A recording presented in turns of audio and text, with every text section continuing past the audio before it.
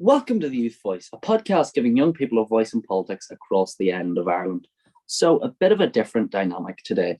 I'm joined by Seán Burke, who is a good friend of mine, a political activist, proud leftist. And, well, it's the first birthday of the Youth Voice, and I wanted to celebrate that.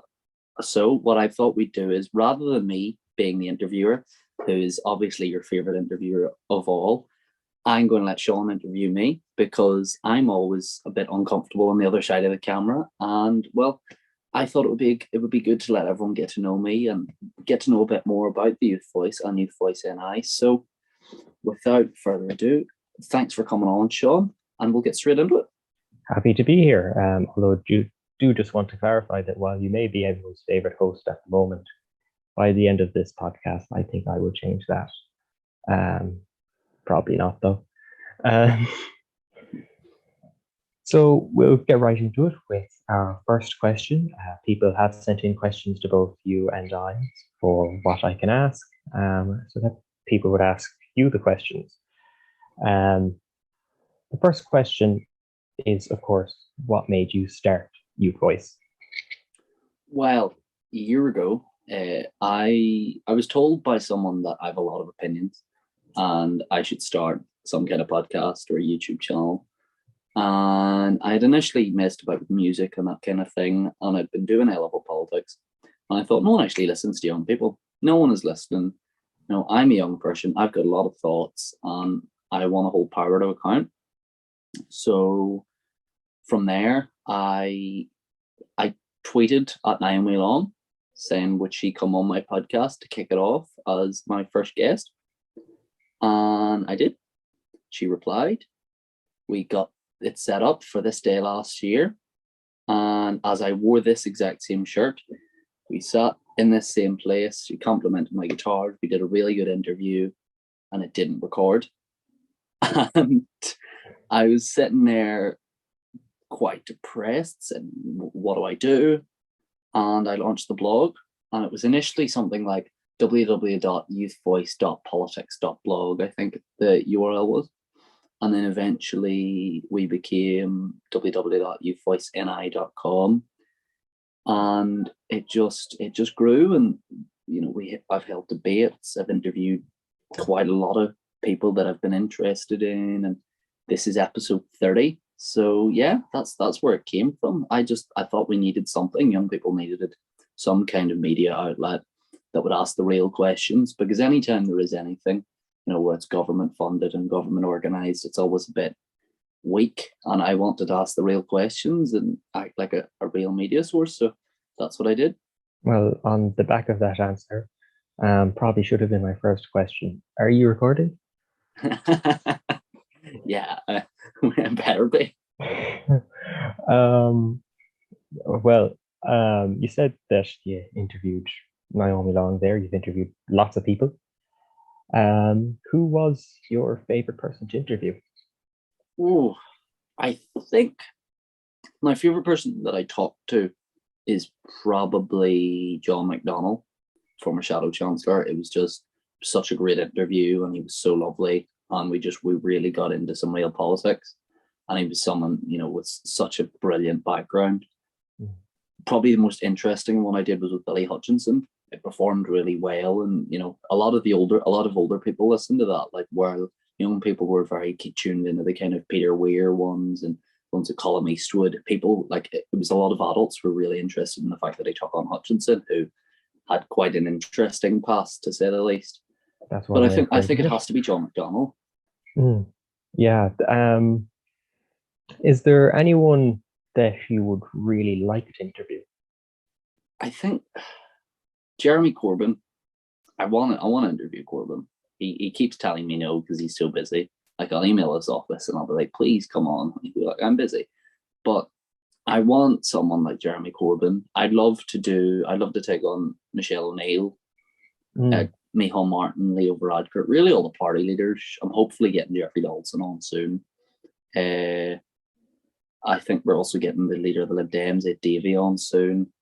Like, I'd like to get someone from the US as well. I'd like to take the show into a more international route. Like, I'd love to look at maybe someone in Spain. I've gotten really interested in the Spanish politics recently, so I'd like to do a bilingual interview there. But yeah, I'd also Linda Irvine at some point. I think we said we'd set that up. I'd really love to talk to her about Irish and Gaelic and the GAA and all that kind of thing. So yeah, those are all the big people that have been really interested in it. Well, at least Jeremy Corbyn did ghost you or anything like that. That would have been awkward. Now you say that there's lots of people there that you'd really like to interview, people that interest you, but is there any political figures that you really look up to? Living, I mean, Corbyn. Corbyn is definitely one. I mean, not living, but John Hume. I think every kid in Northern Irish politics should look up to John Hume. Peace is the Good Friday Agreement, the best thing to happen in this place. So him, I mean, he was voted the best person ever in Ireland. So that's pretty good person to look up to. In journalism, Mark Carruthers of the BBC, his journalistic style is amazing. And then I think I really like Sam McBride, different side of the political spectrum for me, but I'm really a fan of him. And Owen Jones, I really like to sit down with Owen at some point. He's someone I try and replicate a bit, kind of the same kind of style and that kind of thing. So yeah, those would be them all for me. Do you ever see yourself going into politics? The dreaded question that every politics kid gets in an interview. I think every single one of us has gotten it or been asked it at some point. I've asked it myself, but I don't know. Part of me kind of would like to, I'd like to go in. There's a lot of things I'd want to change. I think maybe politics, like real frontline politics, would be the way to do it. But I'd hate to say at this age and be seen as some kind of careerist. I wouldn't do it for a career. I would want to do it because it's something I care about and fixing and making the world a better place. So I'm not going to rule it out. I'm not going to say I won't do it, but I'm also not going to say it's my end goal. And if the opportunity comes up at some point, and I think I can make some real change, then I think I will. Is there anyone else who's not like a politician or a journalist that you see is someone that's making real change that you'd look up to? Linda Irvine, I know I mentioned her before, but she's not a politician. Just her work in the Irish language has been transformative. And I know it is still politics, but it's still, it was depoliticizing the Irish language and the GAA. So definitely Linda Irvine's someone. God, you put me on the spot now. Interviews are about. I'm not used to this part of it. God, I really don't know. I mean, someone that I look up to generally, is I've sat down with him, but Dr. Ian Cullen of Queen's, I really like what he does. And he does a lot of stuff on languages, and I really care about other languages. I really like the work Professor Colin Harvey's doing on the Bill of Rights and kind of human rights law that we're having up here. Yeah, I think those are all. Most of the people I look up to are journalists, or it's politics. Everyone I'm interested in is probably involved in politics in some way. Well, now you're saying that this episode is for the first birthday of Youth Voice.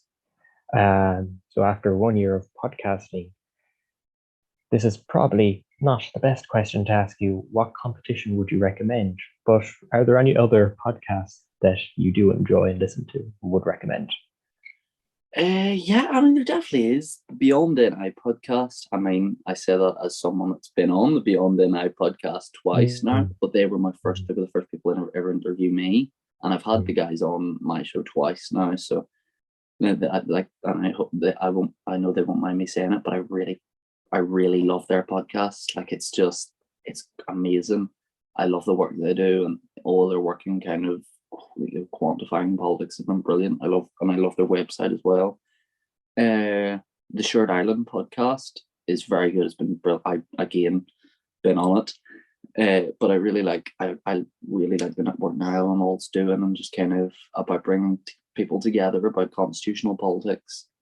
the Red Lines podcast, finally one I haven't been on, from Mark Ruthers at the BBC. Just really enjoy it. I think that's everything I really listen to. I mean, I listen to meditation podcasts, and there's one, I think it's the Semi to Sleep pod. No, it's the I Can't Sleep podcast is one that I listen to at night, where he just reads in a really boring voice, reads really boring Wikipedia articles.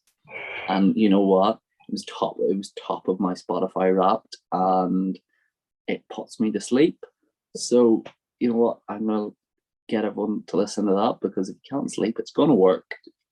Yeah, I'm interested in that podcast now. Like, what sort of things does he talk? I think there was one on fencing. Okay. And not like sword fighty fencing, like Isn't fences. pushing down fences? Okay. I think there's one on doors and porridge, maybe. Wow. There's one on like some, I think, quantum physics, really mental stuff that no one wants to read about.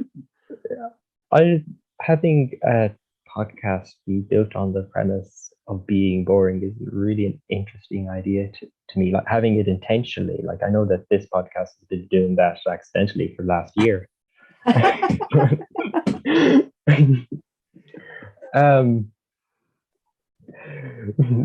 But similar to the last question, is there any political TV shows you watch, like both with news, but also with sort of dramas like House of Cards, that sort of thing? Well, I watched Scandal, which, I mean, it's barely political. I mean, it's about a woman engaged in a relationship with the president. I have been watching House of Cards, and I know that obviously with Kevin Spacey, so I might leave that one up to people, but I have watched it. I'm hoping to watch The West Wing soon, so someone's going to have to tell me if that's good. And then political shows that I mean, as well, The View on the BBC. It's amazing. I love it.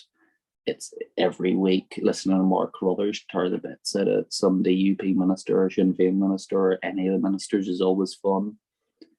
The thick of it, you cannot beat the thick of it. It is the best political comedy ever. I think that's all the political shows I really watch. I mean, yeah, I can't think of any others. I mean, there's certainly others. There's like Yes Minister, then the spin-off from that, Yes Prime Minister. I would recommend that one personally. There's also, I mean, if you want something that I've been on, Nolan Live or the Top. I mean, I would actually advise people watching the Top Table on BBC One whenever it's on. It's only on very occasionally, but it's how I got my start.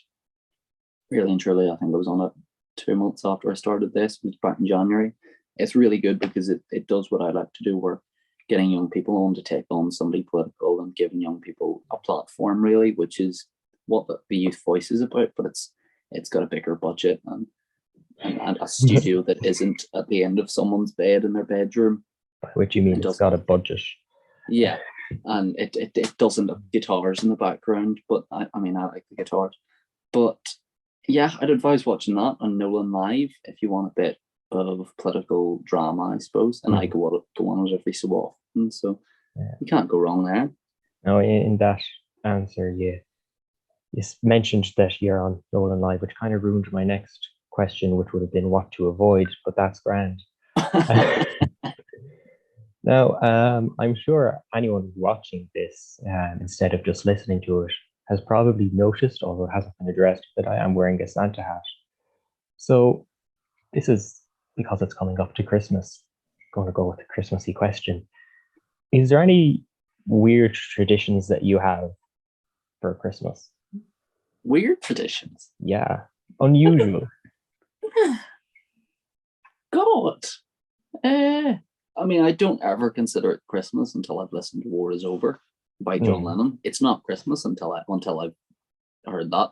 It isn't. I didn't hear it until Christmas Eve last year, so that wasn't good. But that is for me. So you just did all your Christmas shopping that day. That would be like, I just didn't consider it Christmas. I mean, I didn't. Last Christmas wasn't great for me, but Then what else? I mean, in a less weird one, all of my family every year we'll get together for breakfast on Christmas Day. And obviously I wouldn't because I'm underage, but drink Prosecco and that kind of thing and have fun. No, I wouldn't do that because I'm underage, just for clarification. But yeah, I mean, I don't really think I have really any weird ones. My parents insist on buying Christmas pajamas every year and making all of us get a really terrible looking photo together, despite protests. But no, I don't think of any weird ones. But yeah, I think that's all of my Christmas traditions. I have a weird one. Every Christmas Eve, I always get a haircut. I did it one year and I was like, this is a really good haircut. Following year, like, well, last Christmas Eve, I got a really good haircut. I'll try it again. And like that Christmas, it was okay. But I just stayed doing it anyway. So that's kind of a part of my Christmas now. Also, just want to mention that it's 17 more years of this podcast before you're allowed to legally drink on it. But anyway, I'll probably a good question to wrap up with is, well, youth is very centric to the idea of this podcast, unless you're going to be changing the name at any point. But eventually, you're going to not be considered youth. So what are your plans for the podcast when you've sort of outgrown it? Are you going to pass it on to someone else? Are you going to adapt the podcast to be Dermot voice or something? Or is it just going to be the end of it? I've often been asked this by people, and I've often wondered it myself. Like it's like a real shower thought at 3 a.m. kind of thing. Are you having showers at 3 a.m.? Don't judge when I shower.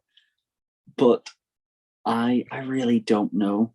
I mean, I think if someone came along and I just thought, yes, that's who I want to be my successor, that's who I want to pass the podcast on to, then yeah, I think I'd have to. There's no way I could just, let it die. Like this has been my passion project for the last year, and I've got a solid 2 or 3 years left. I think I'm only 17. 20 is still young.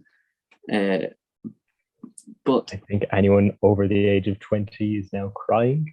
The idea of being old, but like I don't think I'm going to be mid-20s voice or like 30-year-old voice. Like at that, like one of the reasons I founded the podcast was because people at 16 and 17 can't vote. And when you can't vote, politicians don't listen to you. So they don't really make an effort. They make an effort in inverted commas, for those that couldn't see my air quotes. But like I formed the podcast to give young people a platform and to make sure that power was held to account by young people. But because I couldn't do that through voting. So I don't think there would be much cause for me carrying it on much further than that. Like I'll probably form some kind of political podcast at some point, or try and get some kind of real show, like not out of my bedroom. But I don't know if I'd carry it on. I don't think I'd want to let it die. It's something I've cared about so much, and I've really, really worked at it, and it has cost blood, sweat, and tears, and quite a lot of the money in my bank account. So I really don't know. I would never want to let it go because I really care about it, and it's something so important to me. So I'll never say never to a successor, because if someone came along and I just thought, you have everything I want, you are the presenter, and someone was dedicated, then absolutely I'd pass it on. But if not, I don't think I'd change the name. I don't think I'd want mid-20s voice. I don't think that really sounds particularly interesting. It doesn't have the same ring to it. No, it doesn't. Well, welcome to mid-20s voice. I just don't think that works. But I don't know. That is for whoever my potential successor is to decide if they come along and they really want to. So I will leave that one up in the air for now. Well, I think that's a good place to wrap up. I'm sure anyone who's looking forward to mid-20s voice is going to be disappointed with that answer. But for those of you who now wanted a podcast in their mid-20s, that's also an opportunity. So, well, yeah, I've left the market open to any of you there. But I suppose, thank you very much, Seán, for coming on and agreeing to interview me. I'm taking the reins back now. As always, to everyone listening, I know I said it on the episode with Rachel yesterday, but again, thank you all so much for the support. This has been the best year of my life. It has just been so fun to get to know everyone that has supported us. It's been amazing. It's been an amazing opportunity, and I couldn't have done with this without the support of everyone. All of the debates I had, everything that we've done so far, the website, it couldn't have been done without the support we have, without our listeners, without our readers, and that's all of you.